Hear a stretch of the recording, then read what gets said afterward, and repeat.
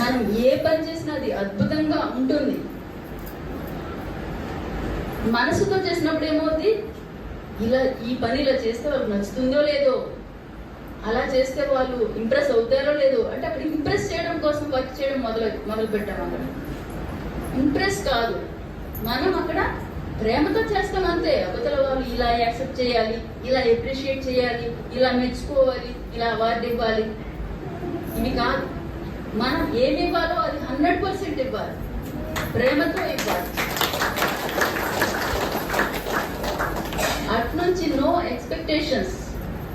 ఇంత బాగా చేశాను, ఎందుకు మెచ్చుకోలేదు, ఇంత బాగా ఇచ్చాను, అంత మళ్ళీ అట్నుంచి అంత రెస్పాన్స్ ఎందుకు లేదు, ఇవన్నీ అనవసరం. ఎప్పుడు కూడా మనం 100% మన తాలూకా మనకి ఏదైతే సాధ్యమో అది 100% మనం ఇవ్వగలగాలి. అట్నుంచి మళ్ళీ ఎక్స్పెక్టేషన్ పనికిరాదు.